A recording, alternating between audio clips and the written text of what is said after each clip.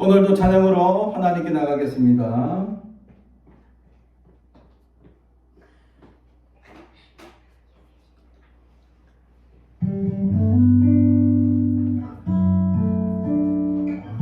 우리의 모든 연약함, 우리의 모든 나약함이 있습니다. 근데 그걸 주님께서는 기쁨으로, 감동으로 바꿔주십니다. 고달픈 삶의 은혜도 무너지고 사라질 것에 내 맘도 헛되고 헛된 것들을 바라보며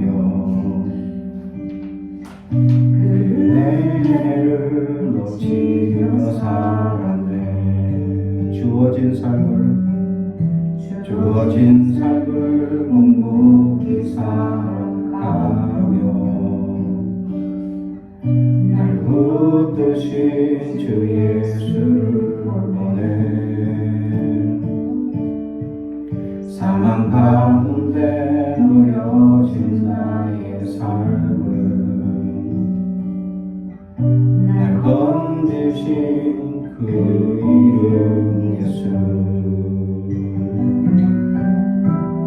나의 한숨을 바꾸셨네. 주를 향한 노래로, 소망의 노래로 나의 눈물을 거두신 주 예수 이름 안에 살게 하소서.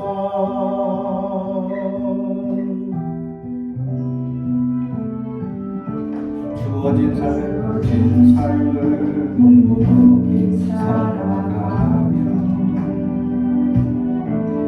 날 붙드신 주 예수를 보내 사망 가운데 놓여진 나의 삶을 날 건지신 그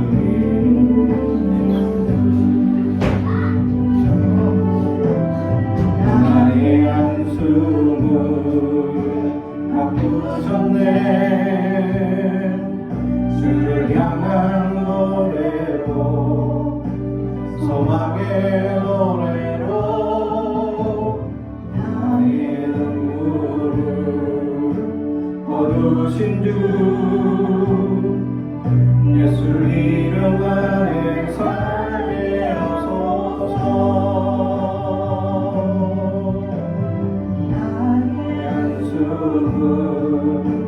바꾸셨네.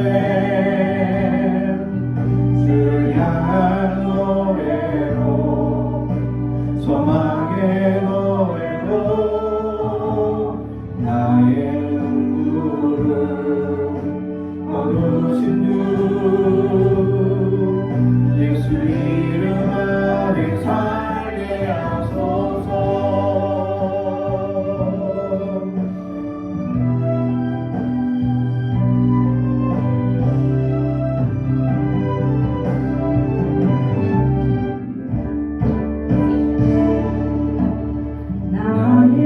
숨을 바꾸셨네. 주를 향한 노래로, 소망의 노래로 나의 한숨을 거두신 주 예수 이름 안에 살게 하소서. 예수 이름 안에 살게 하소서. 예수 이름 안에 살게 하소서.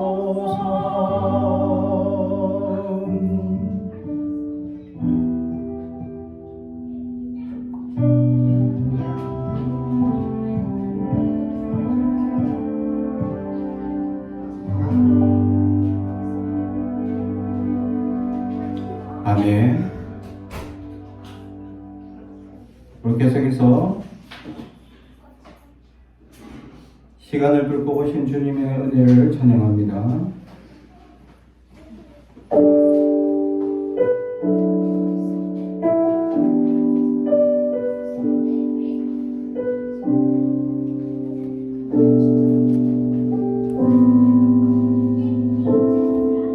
자신의 시간을 뚫고 땅 가운데 오셨네. 우리 없는 하늘 원치 않아 우리 삶에 오셨네. 자신의 평안 버리고 우리의 평안 주셨네. 가장 낮은 자의 모습으로 우리 삶에 오셨네.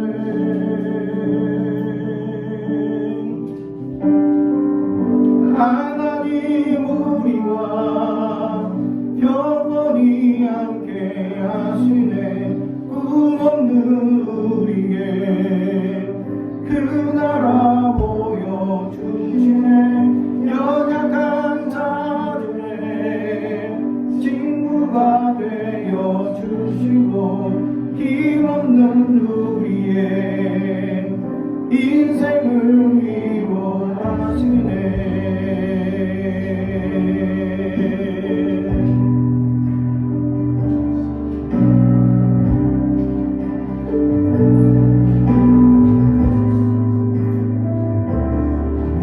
당신의 시간을 들고 이 땅 가운데 오셨네.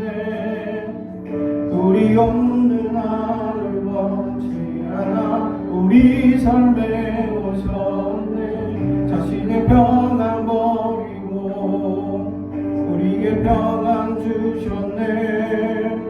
가장 낮은 자의 모습으로 우리 삶에 오셨네.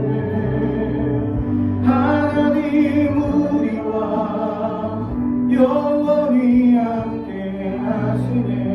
꿈없는 우리에게 그 나라 보여주시네. 연약한 자들의 친구가 되어주시고 힘없는 우리의 인생을 위로하시네.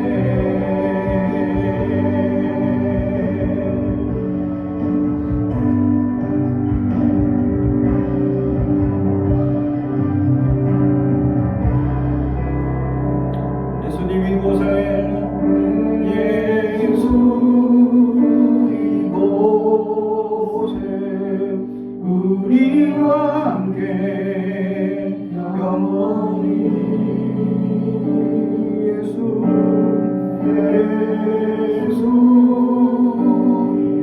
이곳에 우리와 함께 영원히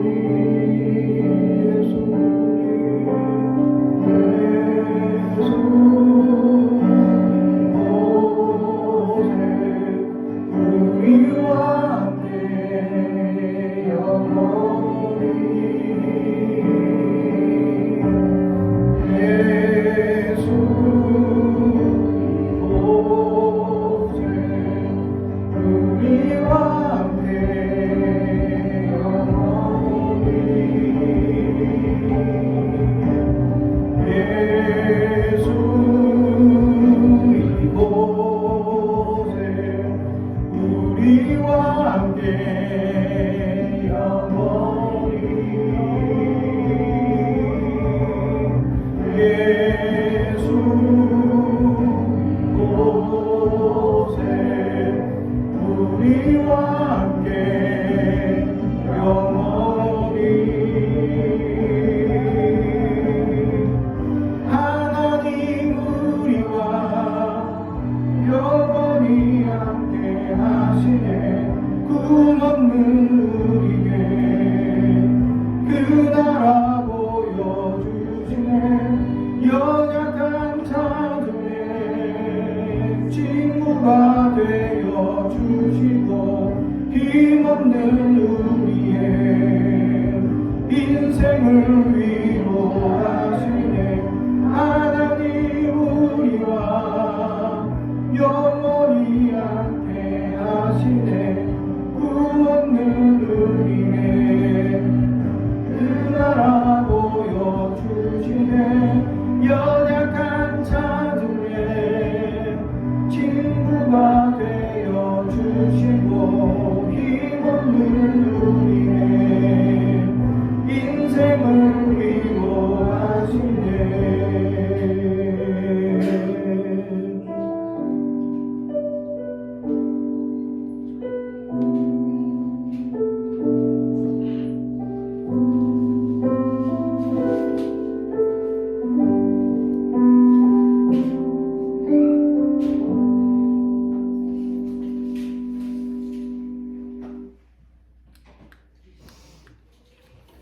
오늘 우리에게 주신 하나님의 말씀은 고린도전서 15장 1절에서 11절까지 말씀입니다. 고린도전서 15장 1절에서 11절까지 말씀입니다. 하나님의 말씀을 경청해 주시기 바랍니다. 형제들아, 내가 너희에게 전한 복음을 너희에게 알게 하노니 이는 너희가 받은 것이요 또 그 가운데 선 것이라. 너희가 만일 내가 전한 그 말을 굳게 지키고 헛되이 믿지 아니하였으면 그로 말미암아 구원을 받으리라. 내가 받은 것을 먼저 너희에게 전하였노니 이는 성경대로 그리스도께서 우리 죄를 위하여 죽으시고 장사 지낸 바 되셨다가 성경대로 사흘 만에 다시 살아나사 게바에게 보이시고 후에 12 제자에게와 그 후에 500여 형제에게서 일시에 보이셨나니 그 중에 지금까지 대다수는 살아있고 어떤 사람은 잠들었으며 그 후에 야고보에게 보이셨으며 그 후에 모든 사도에게와 맨 나중에 만삭되지 못하여 난 자 같은 내게도 보이셨느니라. 나는 사도 중에 가장 작은 자라. 나는 하나님의 교회를 박해하였으므로 사도라 칭함받기를 감당하지 못할 자니라. 그러나 내가 나된 것은 하나님의 은혜로 된 것이니 내게 주신 그의 은혜가 헛되지 아니하여 내가 모든 사도보다 더 많이 수고하였으나 내가 한 것이 아니요 오직 나와 함께 하신 하나님의 은혜로라. 그러므로 나나 그들이나 이같이 전파하며 너희도 이같이 믿었느니라. 아멘.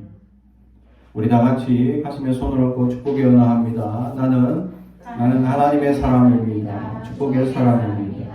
우리 가정은 영원히 잘됨 같이 범사가 잘되고 강건하게 치는 가정입니다. 우리 교회는 번성하고 장대하게 되며 하나님의 언약이 이루어지는 교회입니다. 아멘.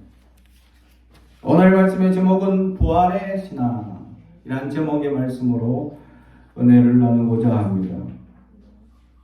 고린도 교회의 말씀을 전하고 있는 사도 바울의 모습에 대해서 고린도 교회는 이전에 이 바울 사도에게 편지를 적었습니다. 여러 가지 신앙에 대한 것에 대해서 궁금하여서 편지를 적은 것에 대한 오늘 이 고린도전서는 답장에 해당하는 부분이다라는 거죠. 그래서 답장을 하는 부분에 있어서 어떤 내용에 대하여 라고 쭉쭉 이제 고린도전서가 기록되어져 있습니다. 근데 오늘 고린도전서 15장 그의 마지막 부분에 해당하는 데 와서 이제 묻지 않았는데도 불구하고 고린도 교회가 반드시 들어야 할 내용이 무엇이냐, 바로 부활의 소망의 신앙이다 라는 것입니다. 초대교회 안에 심겨져 있는 부활하신 주님을 믿지 못하는 사람들이 여전히 존재한다라는 것이죠. 예수님의 신앙의 최고의 정점은 무엇이냐? 부활신앙이다라는 것입니다. 그래서 실제로 우리가 절기 중에서 가장 크게 섬겨야 할 절기, 기뻐해야 될 절기가 언제냐? 부활주일입니다, 사실은. 근데 이게 부활주일은 세상 사람들이 잘 모릅니다. 그죠? 근데 세상 사람들이 누구나 다 아는 절기가 하나 있죠? 그게 언제입니까? 크리스마스, 성탄절. 그거는 예수님이 태어난 절기죠. 이거는 예수 믿든 안 믿든, 그죠? 그날은 꼭 선물 받아야 돼요. 부모님께 받든지 애인에게 받든지 반드시 받아야 되는 날이죠. 근데 그 선물을 주고받은 일은 뭐죠? 예수님이 태어나셨을 때 예수님 앞에 예물을 드린 것처럼 기뻐하고 서로 축복하고 서로 좋아하는 절기를 맞이하고자 하기 때문에, 그죠? 선물을 주고받습니다. 근데 우리 그리스도인들에게 가장 큰 절기는 뭐냐라고 묻는다면 부활주일이다라는 것입니다. 부활의 신앙이 없으면 우리의 신앙이 연약해지기 때문입니다. 왜냐하면 예수님에 대하여, 예수님의 존재 가치에 대하여 한 사람, 한 유명한 선지자, 그냥 뛰어난 사람 중에 한 사람으로 여기는 치부하는 존재로 여길 수 있기 때문입니다.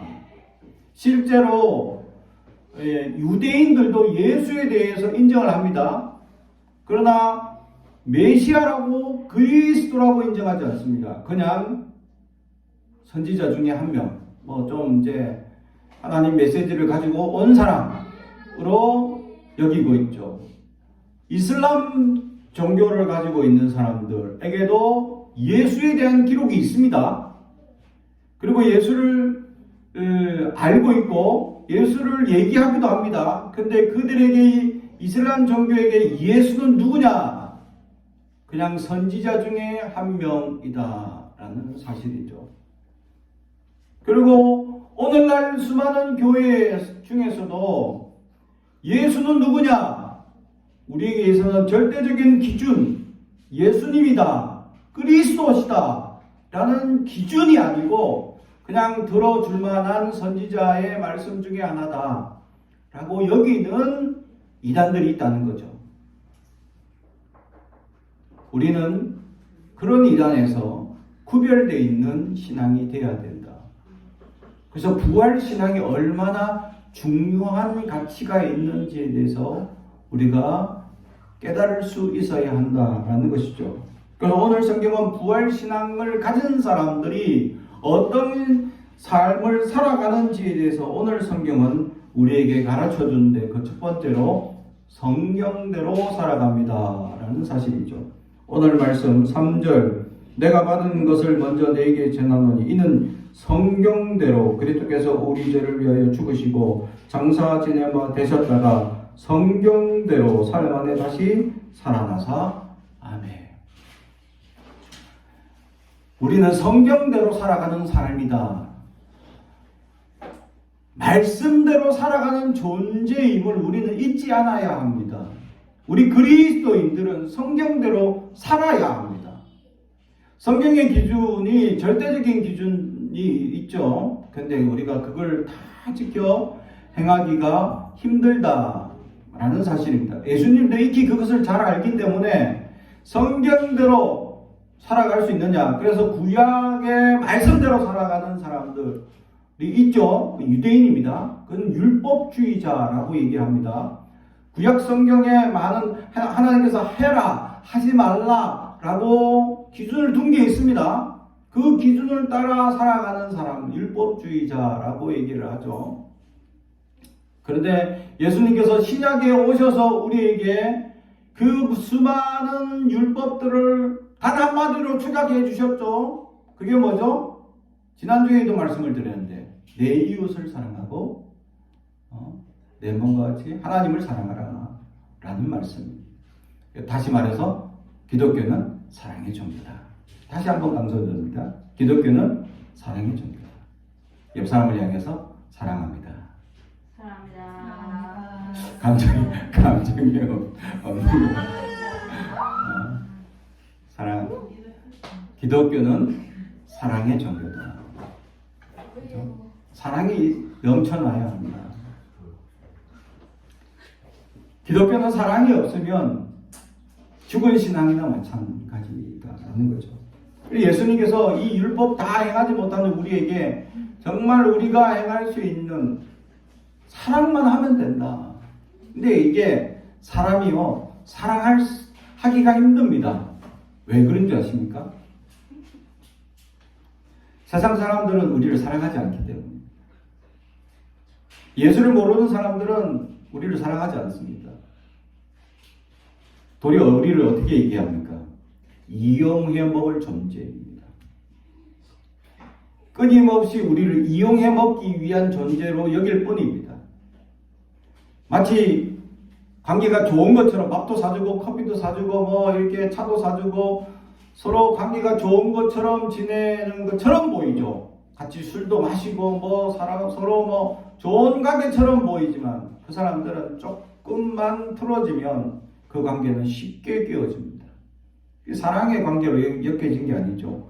이익의 관계로 엮여져 있기 때문입니다. 그리스도인들은 사랑의 관계를 하라고 말씀하고 있다는 거예요. 그 사랑의 관계는 뭐죠? 부모와 자식을 사랑하는 관계입니다. 어떤 관계죠? 자식이 부모에게 사랑받을 만한 충만한 조건과 충만한 이 자녀로서의 한 점 부끄러움 없이 살아가기에 합당하게 살아가고 있느냐를 따져보면 그렇지 않다는 거예요.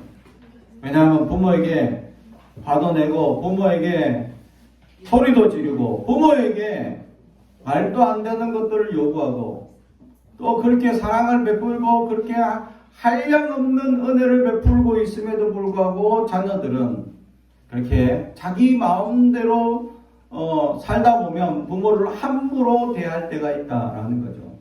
편안한 대상이기 때문입니다. 밖에 나가서는요, 우리 자녀들이 아주 착합니다. 집에 들어오면요, 착하다. 착하다. 기도해봐야 될 문제입니다. 근데 밖에 나가면 너무 착한 아이예요. 우리 아이들이 밖에 나가서 사람들이 늘 칭찬하는 제일 좋은 단어가 뭐냐? 정말 당신의 자녀는 착합니다. 라는 단어. 근데 집에 돌아오면 기도할 뿐입니다. 왜냐하면 부모이기 때문에. 그런데도 부모는 자식을 미워할 수가 없습니다. 부모이기 때문에. 그죠?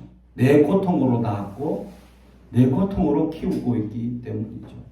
고통으로 지금도 키우고 이 고통은 나이가 들어도 여전히 진행 중입니다. 부모에 대한 사랑은 한량없기 때문이죠. 그래서 성경에는 마치 하나님의 사랑을 부모의 사랑과 비교하지만 그거보다 더 위대하다고 가르쳐주고 있습니다. 부모의 사랑도 한량없는데 그걸 뛰어넘는 사랑이 하나님의 사랑이다. 그게 성경에서 말하는 아가페 사랑이라는 것. 아가페라는 것은 대가가 없다는 것. 대가가 1도 없습니다. 근데 부모들은 대가를 원할 때가 있습니다. 그게 어디서 나타나는지 아십니까? 이제 자녀들의 진학 또는 자녀들이 진로, 자녀들의 결혼 이런 문제가 부딪혔을 때 부모의 대가를 원하는 방식들이 나타납니다.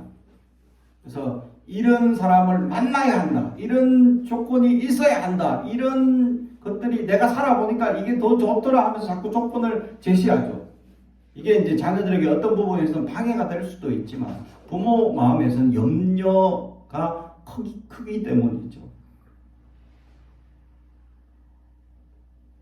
근데 저희 장모님 같은 경우에 자녀들 7명 시집 장가 보내시면서 보니까 그냥 자녀가 좋다 하면 다 좋다 하셨어. 그런데 자녀가 좋다 하면 다 좋다고 했지만 그렇다고 쏙 마음에 드는 이 사이가 있었냐? 사이가 6명인데 쏙 마음에 드는 그 사이는 아직까지 한 명밖에 없어요. 아니 2명이구나. 큰 사이, 제일 큰 형님이랑 제일 막내 사이. 예. 아버지는 별로예요. 저도 별로예요. 왜? 고생시키니까. 나는 고생을 많이 시키니까 별로예요. 그렇다고 뭐 큰 사이 막내 고생 안 시키냐? 똑같이 고생시키지만 마음 씀씀이가 다르다. 제가 봐도 존경스러워. 큰 형님은 정말 존경스러워. 그리고 막내 사이는 내가 가르친 제자인데 잘해. 셈이 나도록 잘해. 하지 말라고 내 제발. 차가댁에 와가지고 설거지하고 있어. 사이가 6명인데 혼자 설거지하고 있으면 다른 사이는 어떻게 되라고? 나보고하라고? 나는 안 해. 딸이 6명이나 있는데 딸들이 해야지. 막내 사이가 하고 있어요. 그렇죠. 할 수 있습니다. 또 해야 되는 문화죠. 안 하면 간이 밖에 나왔죠. 간이 밖에 나온 사람 중에 한 사람. 이만한 간이야. 그래서 우리 장모님이 저 싫어해요. 간 많이 나온 사위 중에 한 사람. 그래서 이 어머니가 딸이 좋다면 다 맡겼는데 다 마음에 안 든다. 근데 살아보니까 첫째와 막내는 좀 괜찮아. 근데 나머지는 계속 살아봐야 돼 앞으로. 그래서 부모 된 입장에서는 조금 걸러주고 싶고 조금 이렇게 해주고 싶은 마음이죠. 이게 이제 욕심, 부모의 욕심이 드러난다는 거예요. 이게 진로나 결혼이나 아주 인생사의 중대한 결정에 있어서 자꾸 그래서 그 말이 반복되죠. 그러면 그게 뭐가 되죠? 잔소리가 돼요. 그러면 부모가 자녀들은 어떻게 돼요? 그걸 처음엔 들을 때는 그렇구나 하다가 나중에는 내가 내 마음대로 할 거야. 내가 알아서 할게. 자녀들이 제일 잘하는 말들. 저는 이 세 명이 있기 때문에 이 말을 많이 듣습니다. 제가 잔소리가 많은 스타일이기 때문이죠. 목사라 보니까 나름 잔소리가 많습니다. 그러니까 아이들이 자주 얘기합니다. 내가 알아서 하겠다. 처음에 잘 들어주다가 자꾸 맘먹을 때니까 아니 지금 알았다 하는데 자꾸 이제 얘기를 하니까 뭐래요? 내가 알아서 하겠다. 근데 부모는 그 말이 그렇게 상처가 됩니다. 제가 느꼈고 보니까. 아멘을 안 해요, 자녀들이. 아멘을. 그러니까 하나님이 신앙에서는 아멘을 잘하는데 부모한테는 아멘을 안 하네. 그럼 물론 부모한테 아멘 100% 아멘 할 필요는 없죠. 예, 알겠습니다. 이렇게 순종하는 게 자녀가 잘 없다. 왜냐하면 부모는 이게 편하게 기댈 대상이기 때문에. 그래서 힘들고 어려워서 기대면 부모는 또 다 안아주죠. 안아줘야 합니다. 말없이 또 얻을 때는 부모 주고 안아줘요. 이게 부모의 사랑인데 이것을 넘어서는 조건이 없다는 거예요. 하나님의 사랑. 부모도 조건을 거는데 이 조건이 하나도 없어. 하나님의 사랑은.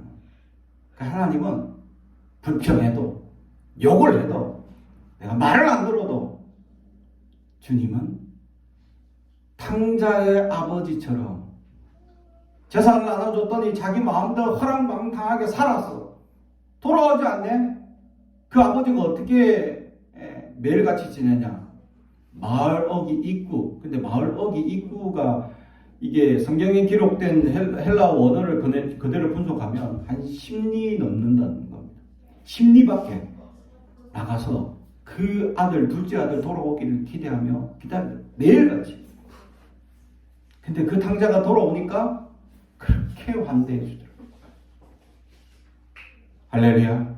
하나님은 우리에게 조건과 여건을 걸지 않고 사랑해 주십니다. 그 하나님의 위대한 사랑을 예수님은 우리에게 깨닫게 해주기 위하여 이 땅에 성경대로 부활하셨다라는 것을 오늘 부활의 신앙으로 우리에게 가르쳐주고 있습니다. 그래서 부활의 신앙의 사람들은 성경대로 살아가는 사람이 되어야 합니다. 어떤 사람의 가르침이 중요한 것이 아닙니다. 어떤 누구의 이야기도 중요한 게 아닙니다. 성경대로 말하고 있고 성경대로 가르치고 있고 성경대로 말씀하고 있느냐라는 것입니다. 근데 사실 우리 한글 성경은 완벽한 성경이 아닙니다. 실제로는. 왜냐하면 우리가 보는 성경 원본이 따로 있지 않습니까? 그걸 헬라어 성경이라고 하고 구약은 히브리어 성경이라고 합니다. 그걸 우리는 번역을 했죠. 그러다 보니까 의역을 하게 됩니다. 예를 들면 속담이나 농담이라는 것이 있죠. 그런 것들을 얘기했을 때 직역을 하게 되면 아주 불순한 얘기가 될 수도 있지만 의역으로 던진 이야기들이 있다는 겁니다. 예수님께서 우리에게 던지는 말씀 중에는 이게 숨겨진 비밀들이 너무 많기 때문에 이게 의역으로 해석을 해놓은 내용들이 많습니다. 근데 그걸 그대로 우리 한글에 기록된 성경으로만 이걸 해석을 하게 되면 오류에 빠지는 내용들이 많다라는 사실이죠.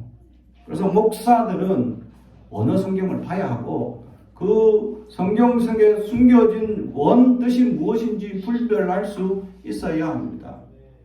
그래서 성경은 그렇다고 해서 그럼 원본이 있느냐? 원본은 없습니다. 다 사본입니다. 그 중에서 최고 오래된 사본, 그리고 지금 우리가 보는 성경의 기초가 되는 사본,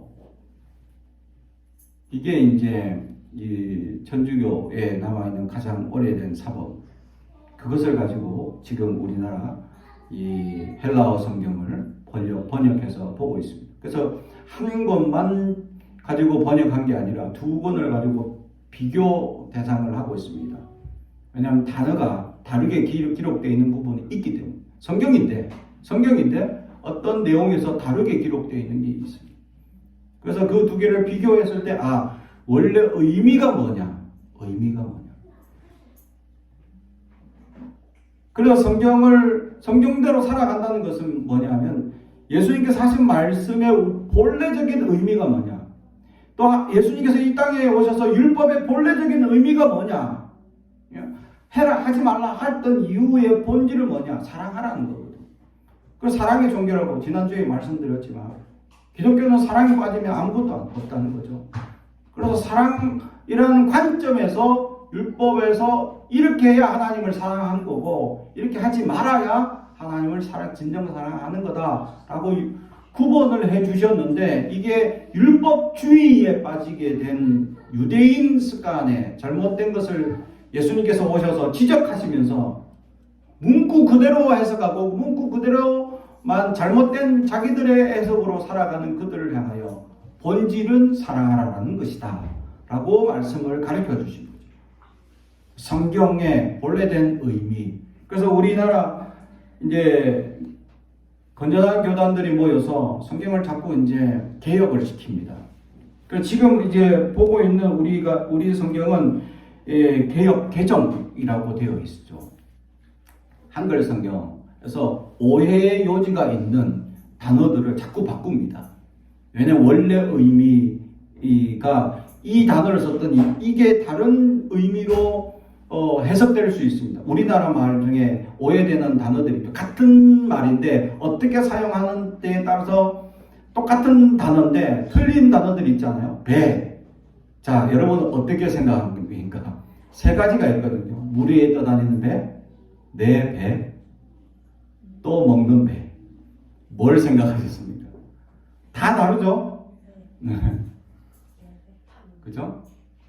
그래서 성경에서 배라는 단어가 앞뒤 문맥상에서 이거는 물에 떠있는 배구나, 이거는 내 사람의 배구나 라고 해석을 할 수 있는 거죠. 그 해석을 예수님께서 제대로 해주시고 가르쳐 주셨다는 겁니다. 그래서 우리 교회들은 이 성경을, 한글 성경, 오해될 수 있는 부분들을 계속 개정해 왔고, 그래서 우리는 개정 성경을 봅니다. 그래서 주기도문이나 또는 사도신경도 새 번역, 또 새로 자꾸 번역을 하죠. 왜냐하면 본질적인 의미가 자꾸 상실되어져 있기 때문이다라고 합니다. 그래서 지금 우리가 쓰는 사도신경과 주기도문 새 번역으로 되어 옛날 번역이 아닙니다. 왜 그렇게 합니까? 본질을 벗어난 오지가 있기 때문입니다. 다시 말하면 성경 말씀대로 살다 보면 내가 본질을 벗어나는 삶을 살 수 있기 때문입니다. 말씀이라고 믿고 있던 것들이 우리가 원래 하나님의 의도하던 바가 아닌 말씀이 될 수도 있기 때문에, 그래서 성경은 통으로 봐야 돼요. 한 부분을 뺏어보는 부분은 있어서는 안 돼요. 성경을 한 부분만 탁 뺏어보면 오해의 여지가 있기 때문에 앞뒤 전후 좌우를 다 살펴서 그 성경을 살펴볼 의미가 있다라는 것이죠. 성경에 예수님의 부활에 대한 얘기, 그 성경대로 예수님은 완벽하게 사셨다. 그래서 성경대로 완벽하게 살 수 있는 사람이 있냐? 있다. 예수님밖에 없다. 따져보면. 네, 그분은 완벽하게 성경대로 사셨다. 성경대로 이 땅에 오셨고 성경대로 부활하셨다라는 것이죠. 그래서 시편 22편, 창세기 22장, 출애굽기 12장, 이사야 26장, 다니엘 12장, 이사야 53장을 통하여서 예수님의 본질, 그리스도 되심에 대해서 성경은 증거해주고 있고 그렇게 사셨다라는 것이죠. 실제로 요한의 제자들이 예수님께 찾아와서 당신이 그리스도십니까? 라고 요한께서 지금 감옥에 잡혀가지고 힘들어하는 상황에 오실 리가 당신입니까? 라고 물어봤다는 거죠. 근데 예수님의 답변은 좀 성경에 보면 항상 그렇다 아니다 이렇게 대답해야 할 부분을 그렇다 아니다 한 적이 없어. 우리가 생각할 때는 예 아니요 라고 대답할 수 있는 법을 예 아니요 대답하지 한 적이 없습니다. 근데 그 의미를 살펴보면 굉장히 깊은 의미가 있다는 거죠. 그래서 이 세례 요한의 제자들이 예수님께 찾아와서 당신이 그리스도십니까? 라는 질문에 그냥 우리가 생각할 때 그래 맞다 이렇게 대답하면 되는데 그렇지 않고 이사야 53장 말씀을 봐라. 그리고 네가 보고 있는 것이 뭐냐? 그 이사야 말씀에 가난한 자가 해방되고 또 다친 자들이 치유되고 묶인 자가 해방되는 역사가 일어날 것이다 라는 말씀인데 지금 예수님이 치유하고 있고 마음에 상처받은 자들이 예수님의 말씀을 통해서 해방되고 기쁨을 얻는 그 현장을 보여주고 그 말씀을 상기시키시면서 내가 그다 라고 말씀하신 게 아니라 그 말씀을 기억해보고 내가 본 그대로 전하라 라고 말씀합니다. 요한의 제자들이 말씀 그대로 이루어지는 현장을 목도하고는 그분이 맞구나 하고 돌아갔다라는 것이죠. 할렐루야. 예수님은 말씀대로 사신, 완벽하게 말씀대로 사신 분이시다. 그러므로 우리는 부활의 신앙을 가진 그리스도인들은 말씀대로 살아가는 자들이 되어야 될 줄로 믿습니다. 두 번째로 부활의 신앙을 가지고 살아가는 사람들은 주님을 보며 살아가는 존재들입니다. 오늘 말씀 5절 케바에게 보이시고 6절 그 후에 500여 형제에게 일시에 보이셨나니 7절 그 후에 야고보에게 보이셨으며 8절 맨 나중에 만삭되지 못하여 난 자 같은 내게도 보이셨느니라. 아멘. 부활을 많은 사람들에게 직접 보여주셨다 라고 말씀하고 부활의 신앙은 예수님을 보는 자들입니다. 근데 여기서 보는 자 중에서 이 앞에 사람들은 진짜 예수님을 만난 사람들입니다. 근데 맨 마지막에 예수를 본 만삭되지 못하여 난 자 같은 내게도 보이셨다 라고 말하는 이 사도 바울의 고백은 예수님의 생전의 모습을 본 적이 없습니다. 그래서 앞에 나와 있는 이 말이 만삭되지 못하여 난 자, 이게 무슨 말이죠? 그래서 사도 바울에 대해서 사도 바울이 칠삭동이다 라는 이야기가 있습니다. 그러니까 원래 이 10달을 채우고 나와야 되는데 아이가 10달을 채우지 못하고 나온 아이가 있다는 거죠. 이게 이 오늘 말씀에 나와 있는 만삭되지 못하여 난 자, 우리 교회도 만삭되지 못하고 나온 자가 한 사람 있습니다. 향기. 날짜로 치면 정확하게 만삭. 한 며칠 모자라. 근데 사도 바울이 만삭되지 못한 자라는 표현 때문에 이게 무슨 말이냐면 그러면 뭐 7삭둥이냐 8삭둥이냐 뭐 9삭둥이냐 9개월 만에 나왔냐 이게 미성숙했냐 이런 의미가 아니라 이 유대인들 중에서 사도 바울을 싫어하는 사람들이 붙인 별명입니다. 사도 바울에게. 그래서 만삭되지 못하여 난 자 같이라고 표현되어 있고 같이 그렇게 표현되어 있다 나를. 근데 내가 그렇다라고 인정하는 겁니다. 그게 뭐냐면 그 표현을 붙인 이유가 뭐냐면 사도라고 칭함을 받으려면 이 예수님 당시에 이 예수님의 제자들이 자리가 비어서 예수님의 제자로 사도를 한 명 충원할 때 조건이 3가지 있었습니다. 그게 뭐냐면 예수님을 뭘 처음부터 따라다닌 자 중에 한 사람, 그리고 예수님의 부활도 보고 십자가도 경험한 사람, 이 사람들 중에 이 사도의 자리에 이 한 자리를 충원하는 조건을 달았죠. 근데 사도 바울은 예수님을 따라다닌 적이 없습니다. 사실 반대였죠. 예수님을 믿는 사람을 잡아서 옥에 가두고 죽이던 사람이었습니다. 그러니까 예수님을 따라다닌 적이 없습니다. 근데 자기가 봤다고 표현합니다. 언제 봤죠? 다메섹으로 내려가는 도중에 주님께서 환상으로 그에게 나타나셨죠. 왜 나를 괴롭게 하느냐라는 환상을 보고. 그래서 사도 바울이 언제 내가 주님을 괴롭혔습니까? 라고 대답하니까 나를 믿는 그들을 괴롭힌 그것이 나를 괴롭힌 것이다 라고 하며, 그때 사도 바울이 음성은 들리는데 눈을 잃게 됩니다.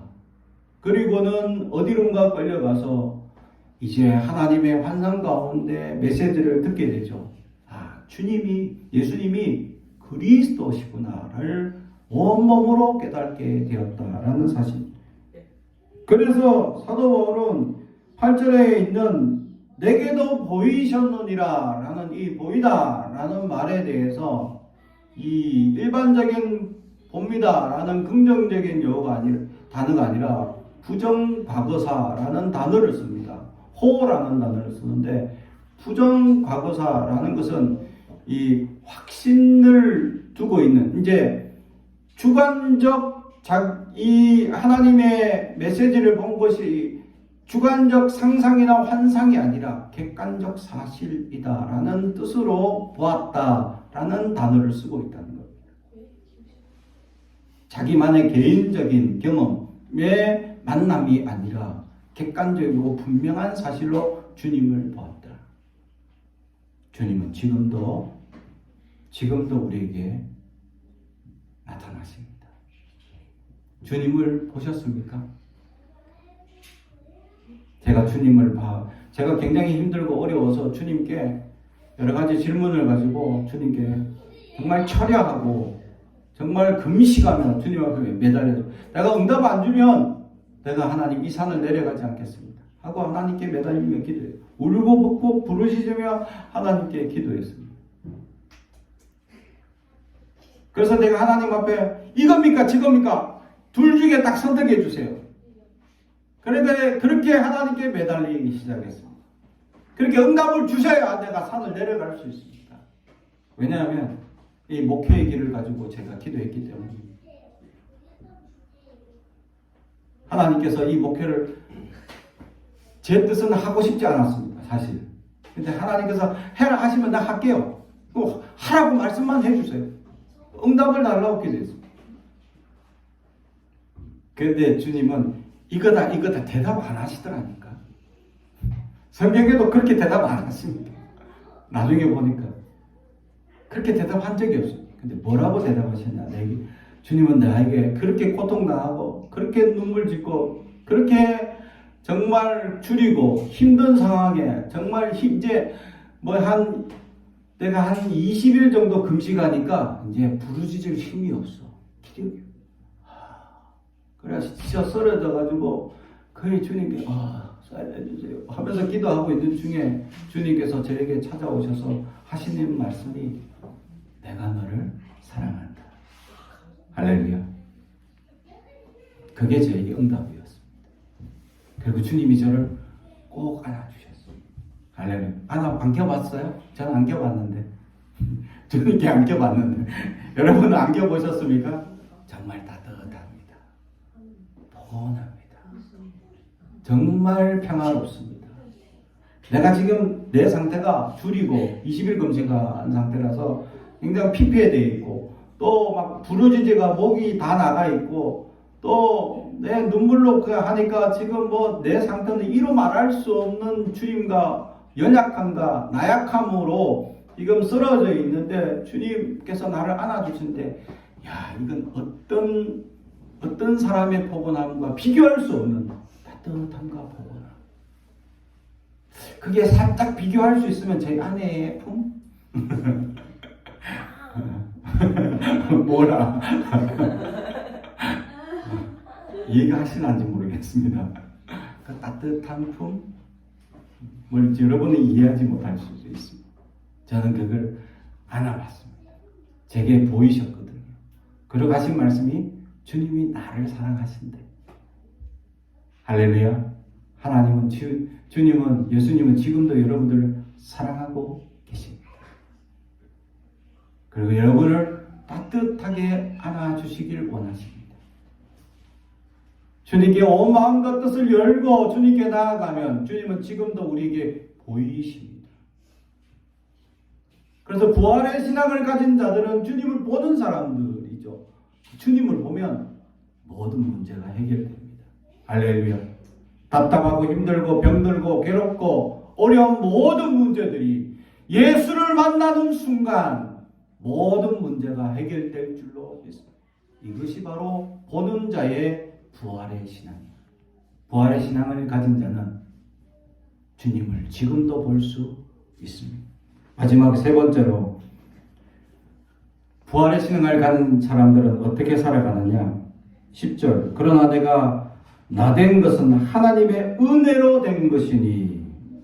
마지막 절. 오직 나와 함께 하신 하나님의 은혜로라. 아멘. 그렇습니다. 하나님의 은혜를 깨닫게 됩니다. 오늘 사도 바울이 이 은혜라고 표현하고 있는 단어 사이사이에 뭐라고 대고 표현하고 있냐면 나의 나된 것. 사도 바울로 세워진 사람. 원래 사도 바울은 바울이 아니었습니다. 원래 본래 이름은 사울이었습니다.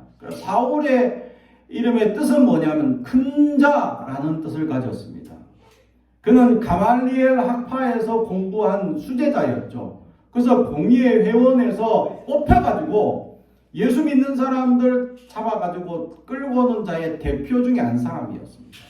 아니, 공의회 회원은 유대인 공동체 중에서도 뽑혀가지고 선발돼가지고 유명한, 지금으로 말하면 국회의원입니다.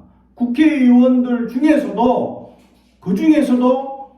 능력 있는 사람들, 힘있고 또 지혜롭고 총명한 사람들 뽑아가지고 또 실행을 할 수 있는 사람 뽑았는데 그 중에 한 사람이 바울이었죠. 그 이름이 원래 사울이었고 큰 자였는데 예수를 만나는 순간 바울로 바꿨는데 그 이름의 뜻은 작은 자. 그래서 그의 집안은 유대인 중에 유대인이었고 그 다음에 가말리엘 학파에서 공부했다. 우리가 지금으로 따지면 서울대 공부한 거예요. 서울대에 다녔고 집안 따지면 유대인 중에 유대인이고 그걸 집안이 못 사는 집안도 아니에요. 헬라 지역에서 부모가 장사를 해서 천막 장사를 해서 나름 지주적 역할을 하는 사람. 왜 공의회 회원으로 가입하려면 그런 재물적 능력이 있어야 하기 때문이죠. 학문으로나 가문으로나 재물로나 부족함이 없는 사람이었죠. 예수를 만나는 순간 자기는 그래서 큰 자라고 이름을 받고 큰 자라고 대우받고 큰 자였다고 착각했는데 예수를 만나는 순간 그게 모든 게 착각이었다. 그래서 만나는 순간 작은 자가 되었죠. 근데 그가 사도 바울이 되었고 위대한 사도로 성경에 2000년 동안 그의 은혜가 기록되고 알려지고 들려지고 있었다. 할렐루야. 근데 그 모든 역사는 자기에게 은혜였습니다. 단 한마디로 은혜였습니다. 그래서 자기가 자기된 이렇게 사도 바울로 불려지게 된 역사가 다 은혜. 자기는 예수 믿는 사람을 죽이는 사람인데 은혜로 예수님을 만났고 그래서 자기는 어떤 사람들보다 열심히 이 은혜를 갖기 위해서 그래서 많이 노력을 했다는 거예요. 그래서 아시아에 수많은 교회를 세웁니다. 그리고 어떤 사도들보다 위대한 행적을 남깁니다. 근데 자기가 그렇게 열심히 살았고, 그래서 막 산의 위험, 사람의 위험, 바다의 위험, 그렇게 당하는 수많은 위험들에 대해서 성경에 기록하고 있죠. 그런 위험들을 다 이겨내고 자기가 견뎌내고 자기가 살아온 것처럼 이렇게 자기가 이겨낸 것처럼 자기가 다 이룬 것처럼 살은 것처럼 그렇게 고백했는데 돌아보니까 은혜였다. 할렐루야. 결국 그의 삶의 귀결은 카리스, 은혜였습니다. 카리스, 헬라어로 은혜. 하나님의 선물이었다라는 거죠. 하나님께서는 우리에게 선물을 주시는데 값없이 또 우리에게 그냥 주신다. 그걸 우리는 은혜라는 단어로 표현합니다. 우리의 삶에 우리의 대가보다 우리가 노력한 것보다 우리가 힘쓰는 것보다 더 많은 것들을 채워주신다. 그게 은혜다. 할렐루야. 사랑하는 성도 여러분, 은혜를 경험하게 되더라. 부활의 신앙을 가진 사람들은 은혜로 살아갑니다. 그죠? 우리의 삶을 돌아보면 다 하나님의 저는 은혜였습니다.